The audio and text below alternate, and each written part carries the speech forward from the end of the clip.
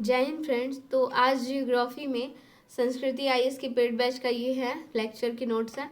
उसमें आज का हमारा टॉपिक है भूकंप, अर्थक्वेक। इसको हम समझते हैं। तो पहले तो भूकंप से आप क्या समझते हैं? भूकंप का वर्गीकरण व प्रकार, भूकंप, विश्व में भूकंप प्रभावित क्षेत्र, भूकंप की उत्पत्ति से संबंधित सिद्धांत। सिद्धांत कौन कौन से दिए गए हैं? जैसे कि ज्वालामुखी पे प्लेट व वर्तनिका सिद्धांत, ठीक है। फिर एच.एफ. रीड प्रत्यास्थ पुनः संचलन, ये है। बाकी ये सब डायग्राम सर ने बना। भूकंपीय तरंगों की विशेषताओं के आधार पर वर्गीकरण, पी तरंग, एस तरंग और एल तरंग। भूकंप की तीव्रता, सतह पर होने वाले कंपन के प्रभाव को निर्धारित करने वाले कारक। जो भूकंप की तीव्रता को निर्धारित करने वाले कारक हैं, जैसे भूकंप की जो तीव्रता होती है ना, उसको निर्धारित करने वाले कारक कौन कौन से हैं? मतलब जब सतह पर कंपन होने वाले प्रभाव से। भूकंप मूल की गहराई, भूकंपीय तरंगों की तीव्रता, चट्टानों का और संगठन और संरचना, समस्थैनिक असंतुलन। भूकंप मूल की गहराई एक समान है। भूकंप तरंगों की तीव्रता में भूकंप मूल की गहराई एक समान है। चट्टान का संगठन और संरचना, इसमें है मुलायम असंगठित चट्टान, भ्रंश तल से निर्मित सतह।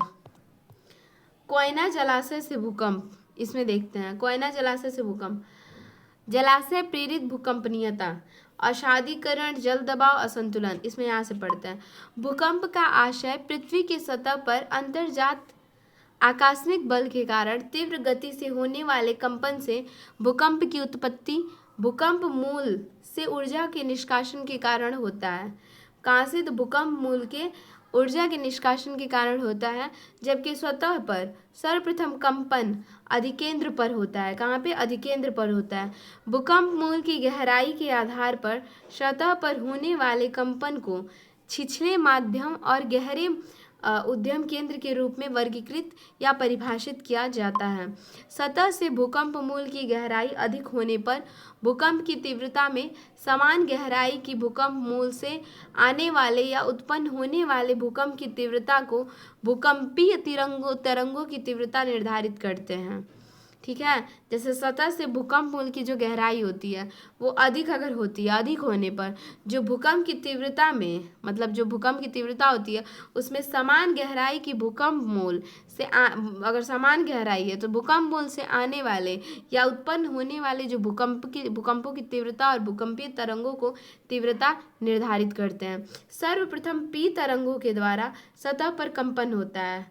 अनुदैर्घ्य तरंग होने के कारण भूकंप की तीव्रता सबसे कम होती है। वहीं एस तरंग के अनुप्रस्थ होने के कारण कणों का कंपन तरंग की दिशा के लंबवत होता है, जिससे भूकंप की तीव्रता पी की अपेक्षा अधिक होती है। अंततः सतह के साथ चलने वाली एल तरंगों के द्वारा अत्यधिक तीव्रता के साथ कंपन होता है, इसलिए एल तरंगों को विध्वंसकारी तरंग भी कहते हैं। एल तरंगों को क्या कहते हैं? विध्वंसकारी तरंग भी कहते हैं।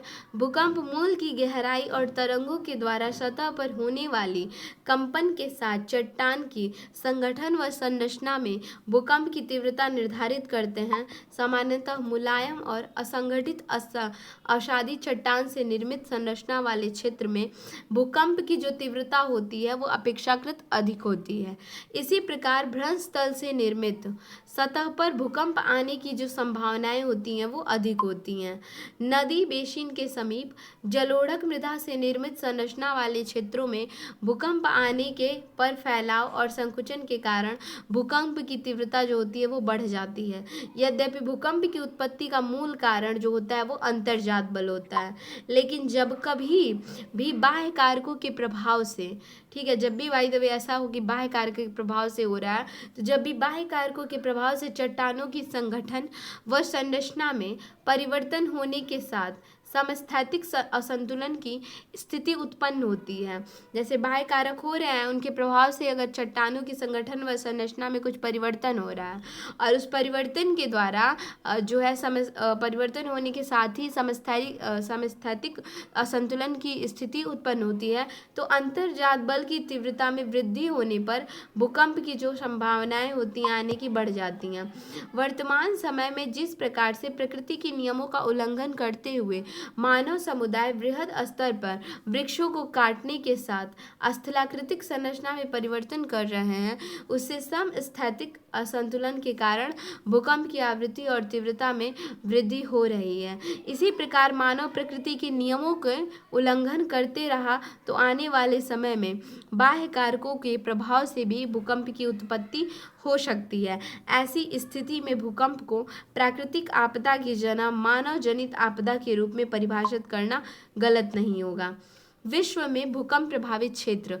पृथ्वी की सतह पर भूकंप से प्रभावित क्षेत्रों के वितरण मानचित्र के अध्ययन से यह स्पष्ट होता है कि विश्व के अधिकांश क्षेत्रों में आने वाले भूकंप का संबंध प्लेट सीमांतों से, इसलिए प्लेट विवर्तनिका सिद्धांतों के द्वारा भूकंप की उत्पत्ति के उत्तरदायी कारणों का वर्णन किया जाता है। महासागर के नीतल पर कटक के समीप अपसारी प्लेट के संचलन के कारण उत्पन्न, देखिए महासागरीय के नीतल पे, इसमें डायग्राम साथ बनाया गया होगा।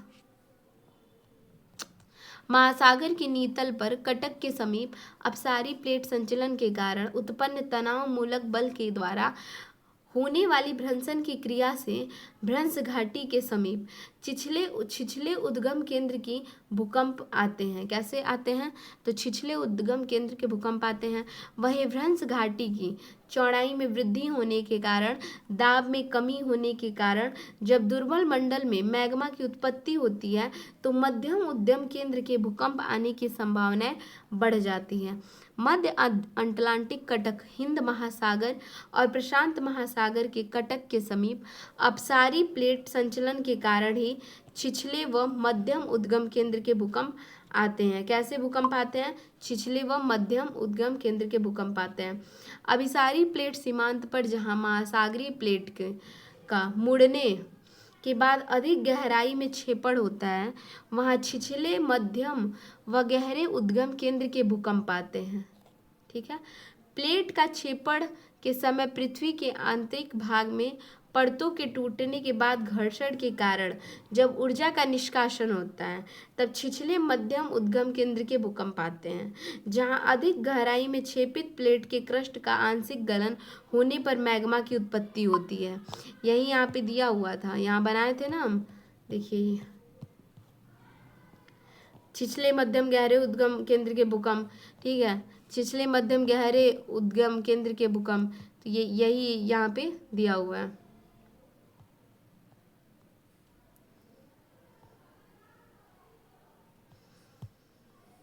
एक बार हम इसको फिर से समझ लेते हैं कि जो अभिसारी प्लेट सीमांत होता है ना, सीमांत पर जहाँ महासागरीय प्लेट का मुड़ने के बाद जब अधिक गहराई में छेपड़ होता है, छेपड़ मतलब मैंने बताया था कि अंदर जैसे कोई प्लेट टक्कर हुई और अंदर मुड़ा हुआ भाग जो होता है, वहाँ क्या होता है, तो वहाँ छिछले मध्यम व गहरे उद्गम केंद्र के भूकंप आए। छेपड़ हो रहा है तो अंदर तो गहराई जा ही रहा है, एक पार्ट तो गहरा जा रहा है, इसलिए छिछले मध्यम व गहरे उद्गम केंद्र के भूकंप आते हैं।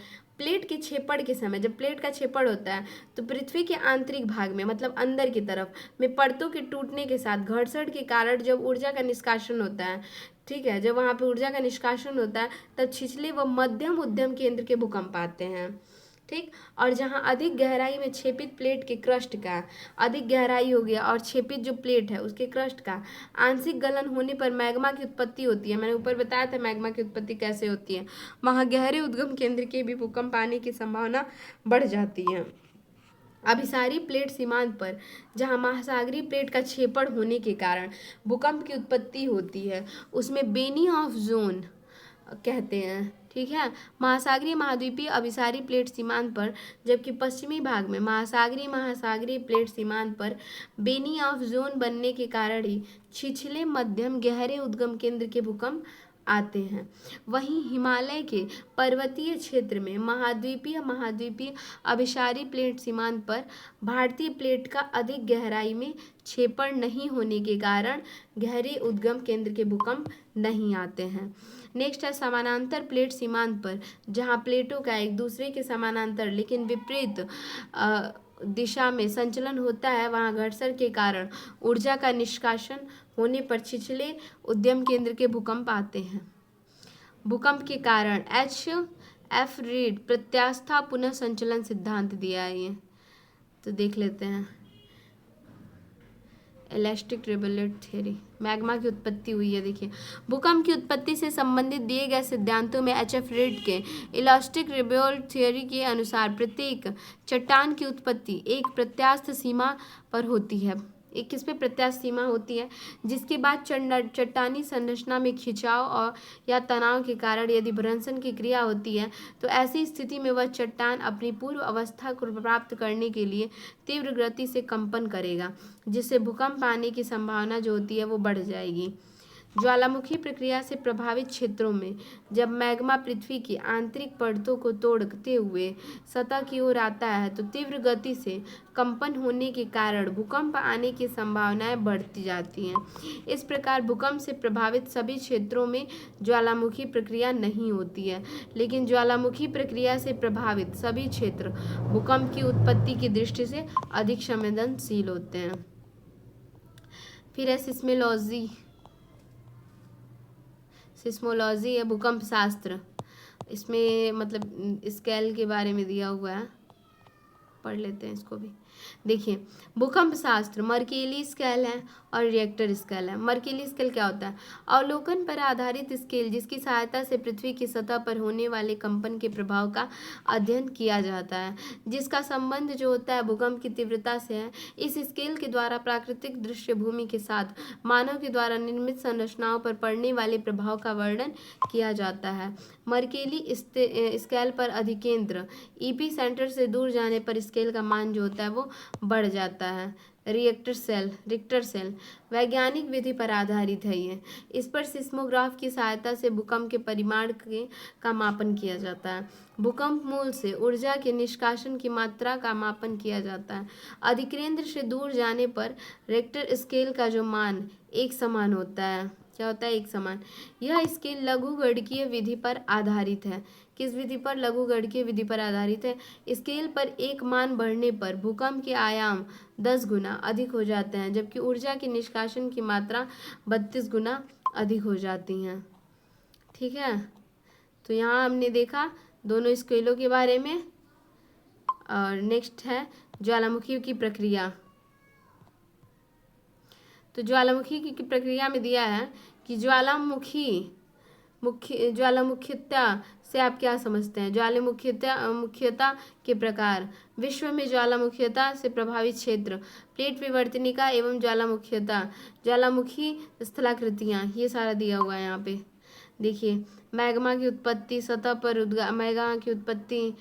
मैग्मा का अंतर्वर्धन, सतह पर उद्गार, फिर यहाँ पे ठोस पदार्थ जब ये निकलता है तो ठोस पदार्थ, लावा, जलवाष्प, अन्य गैसें का निष्कासन। मैग्मा जो होता है क्या होता है? गर्म गलित पदार्थ है। इसकी उत्पत्ति तापमान बढ़ने से प्रेशर को कम करने व जल की मात्रा अधिक होने पर होती है। क्या होता है इसमें? तापमान बढ़ता है, प्रेशर कम होता है और जल की मात्रा जो होती है वो अधिक होती है। और गर्म गलित पदार्थ ठोस पदार्थ है। तरल और गैसीय। मैग्मा की गतिशीलता के साथ मैग्मा का गाढ़ापन विस्फोटकता होता है। अम्लीय या गाढ़ा मैग्मा जब बाहर आता है तो ऐसे में केंद्रीय विस्फोटक ज्वालामुखी प्रक्रिया होती है। ठंडा होने से डायोराइट, एंडेसाइट, ग्रेनाइट और रायोलाइट चट्टान, इनसे ज्वालामुखी शंकु का निर्माण होगा। ठीक है, जब ये ठंडा होता है तो इससे डायोराइट, एंडेसाइट, ग्रेनाइट और रायोलाइट चट्टान जैसे ज्वालामुखी शंकु का निर्माण होगा। ज्वालामुखी शंकु की ऊंचाई, ढाल की तीव्रता का सीधा संबंध मैग्मा के गाढ़ेपन से सीधा संबंध होगा। क्षारीय मैग्मा देख लेते हैं। बेसाल्ट चट्टान व महासागरीय घटक। क्षारीय मैग्मा, पतला मैग्मा। ठीक है, शांत दरार ज्वालामुखी की प्रक्रिया द्वारा क्षारीय मैग्मा बाहर आता है। क्षारीय मैग्मा ठंडा होने पर सतह पर बेसाल्ट बनता है। इस चट्टान से जब ये ठंडा हो जाता है ना तो सतह पर ये देखिए बेसाल्ट बन रहा है। इस चट्टान से महासागरीय कटक, ज्वालामुखी पठार और महासागरीय क्रस्ट और दक्कन ट्रैप का निर्माण होता है। ज्वालामुखी प्रक्रिया अंतर्जात आकस्मिक बल के कारण होने वाली एक ऐसी जटिल प्रक्रिया है जिसके कारण अंतर्गत मैग्मा की उत्पत्ति के बाद मैग्मा का पृथ्वी की आंतरिक परतों को तोड़ते हुए लावा, ज्वालामुखी पदार्थ, जलवाष्प व अन्य गैसों के रूप में सतह पर उद्गार होता है। मैग्मा एक गर्म गलित पदार्थ है जिसकी उत्पत्ति तापमान में वृद्धि दाब में कमी व जल की मात्रा में होने वाले वृद्धि के सम्मिलित प्रभाव के कारण होता है। मैग्मा में जो है तरल व गैसीय पदार्थों की मात्रा अधिक होने पर गतिशीलता जो होती है वो बढ़ जाती है, जिससे सतह पर मैग्मा के आने की संभावना भी अधिक हो जाती है।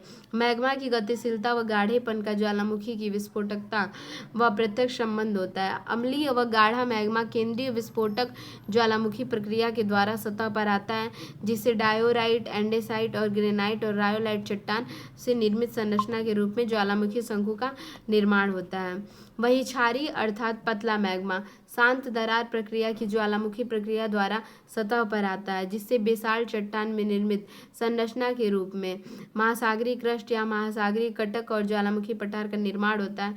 इस तरह मैग्मा की भौतिक रासायनिक विशेषताएं किसी भी क्षेत्र में होने वाली ज्वालामुखी प्रक्रिया की विस्फोटकता के साथ सतह पर निर्मित ज्वालामुखी स्थलाकृतियों की विशेषताओं को निर्धारित करता है।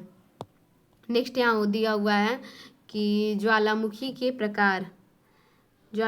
प्रकार है विस्फोटकता के आधार पर वर्गीकरण, केंद्रीय विस्फोटक प्रक्रिया, ठीक है, और शांत दरार प्रकार की ज्वालामुखीयता, वितरण के आधार पर वर्गीकरण, प्लेट सीमांत ज्वालामुखीयता, अंतः प्लेट ज्वालामुखीयता।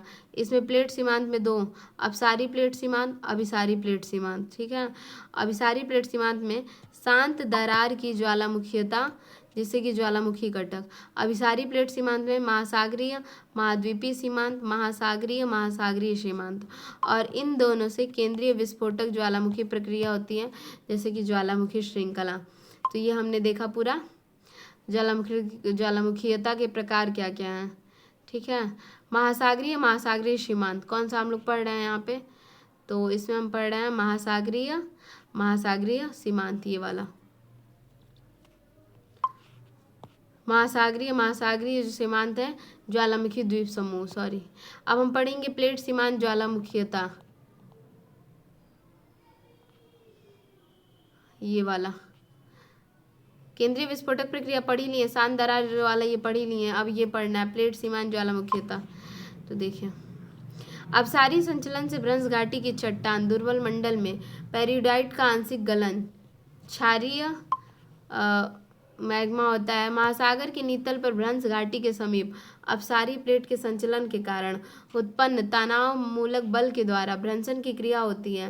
भ्रंश घाटी की चौड़ाई में वृद्धि होती है तथा दाब में कमी आने के कारण दुर्बल मंडल में पेरियोडाइट का आंशिक गलन होता है, जिससे कि क्षारीय मैग्मा की उत्पत्ति होती है।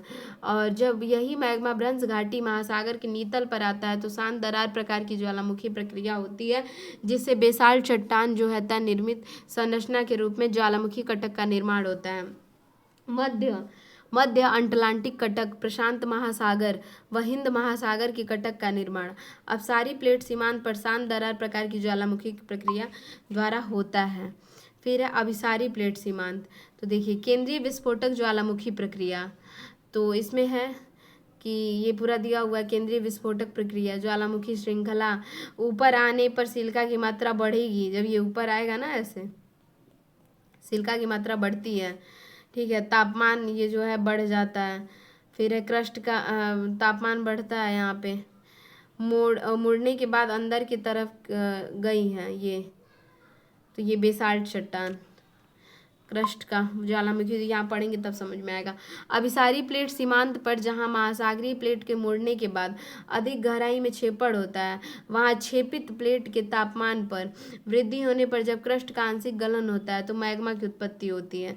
मतलब यही देखिए, यही छेपड़ हुआ है ना, ये छेपड़ हुआ है और इससे हुआ क्या, क्रस्ट का आंशिक गलन हुआ है, और गलन के कारण क्या हुआ है, मैग्मा की उत्पत्ति हुई है। यही लाइन बोल रहा है यहाँ पे। क्या होता है, जब क्रस्ट का आंशिक गलन होता है तो क्या, मैग्मा की उत्पत्ति होती है। और जब यही मैग्मा अंदर की परतों को तोड़ते हुए सतह तक आता है तो मैग्मा में, जैसे यही जो मैग्मा यहाँ बन रहा है, ठीक है, और यही जब है सतह तक ऊपर जाएगा तो क्या होगा, यहाँ पे देखिए क्या लिखा है कि सिलिका की वृद्धि, सिलिका के आने पर सिलिका की मात्रा बढ़ेगी तो वही सिलिका की मात्रा में वृद्धि हो जाती है और गाढ़ेपन व अम्लता में वृद्धि रहती है, जिससे केंद्रीय विस्फोटक ज्वालामुखी प्रक्रिया होती है। प्रशांत महासागर के पूर्वी भाग पर महासागरीय महाद्वीपीय अभिसारी प्लेट सीमांत पर होने वाली केंद्रीय विस्फोटक प्रक्रिया होने के कारण मोड़दार पर्वतीय क्षेत्र में ज्वालामुखी श्रृंखला का निर्माण होता है। वहीं प्रशांत महासागर के पश्चिमी भाग में महासागरीय अभिसारी प्लेट सीमांत पर होने वाली केंद्रीय विस्फोटक ज्वालामुखी प्रक्रिया के कारण ज्वालामुखी द्वीप समूह की उत्पत्ति होती है। ठीक है, उसके बाद नेक्स्ट यहाँ पे दिया है रिंग ऑफ फायर क्यों कहते हैं। अंतःप्लेट ज्वालामुखीता, प्लेट सीमांतों से दूर होने वाली अंतःप्लेट ज्वालामुखी प्रक्रिया का संबंध जो होता है वो हॉटस्पॉट तप्त स्थल से है। रेडियो सक्रिय पृथ्वी के आंतरिक भाग में रेडियो सक्रिय तत्वों के विघटन के कारण जहां गर्म गलित पदार्थों के रूप में मैग्मा की उत्पत्ति होती है उस क्षेत्र को तप्त स्थल कहते हैं। तप्त स्थल के कारण होने वाली अंतःप्लेट ज्वालामुखी प्रक्रिया के कारण ज्वालामुखी रेखा का निर्माण होता है। एक से अधिक ज्वालामुखी तप्त स्थलों के द्वारा होने वाली ज्वालामुखी प्रक्रिया के कारण ज्वालामुखी गुच्छा का निर्माण होता है और महाद्वीपीय प्लेट की अपेक्षा महासागरीय प्लेट की औसत मोटाई जो होती है वो कम होने के कारण महासागर के नीतल पर अतः प्लेट ज्वालामुखी प्रक्रिया होने की संभावना अधिक होती है। ज्वालामुखी रेखा के विस्तार के द्वारा प्लेटों के संचलन की दिशा को भी निर्धारित किया जाता है। तो ये यहाँ पे अंतःप्लेट ज्वालामुखीता था, इसका ये डायग्राम बना हुआ ही है, हॉटस्पॉट यहाँ पे। ठीक है, फिर ज्वालामुखी गुच्छे, ज्वालामुखी रेखा। अब पढ़ेंगे हम यहाँ पे मेंटल प्ल्यूम। तो इसको हम नेक्स्ट लेक्चर में कवर कर लेते हैं क्योंकि वीडियो बहुत ज़्यादा लंबी मुझे करनी नहीं है, छोटे छोटे वीडियो रहेंगे तो रिवीजन करने के लिए सही रहेगा। और ये मैं जो नोट्स हैं ये खुद के रिवाइज के लिए ही चैनल पे अपलोड कर रही हूँ क्योंकि ऐसे मोटी मोटी बुक्स नोट्स हो जाते हैं तो पढ़ना बहुत ही टफ हो जाता है, इसलिए लेक्चर रहेगा तो मैं बाद में खुद के रिवीजन कर सकती हूँ। Thanks for watching.